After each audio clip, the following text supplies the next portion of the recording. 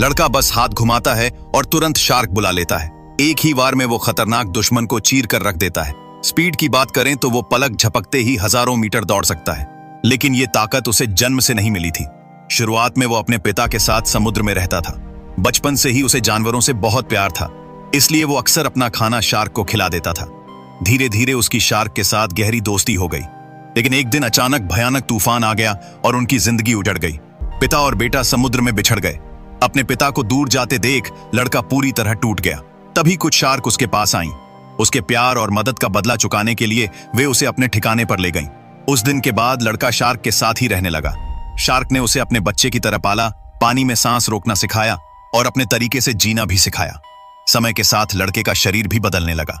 उसके पेट पर मछली जैसे गलफड़े उगाए, पीठ पर पंख निकल आए और उसके दांत बेहद तेज हो गए। अब वो बन चुका था शार्क बॉय।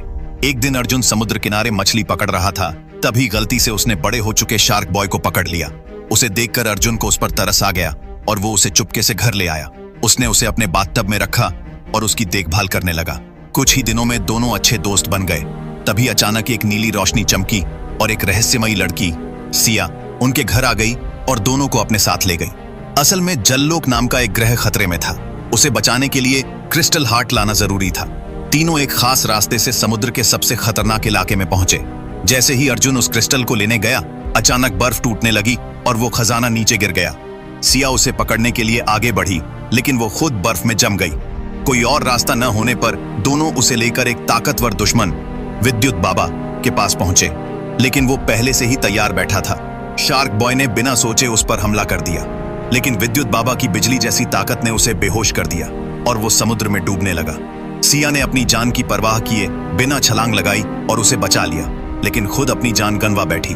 अर्जुन दुख से टूट गया था। तभी अचानक शार्क बॉय फिर से जिंदा हो गया। सिया को मरा हुआ देखकर वो उसे उठाकर तेजी से ज्वालामुखी की ओर भागा और बिना सोचे उसे उसमें फेंक दिया।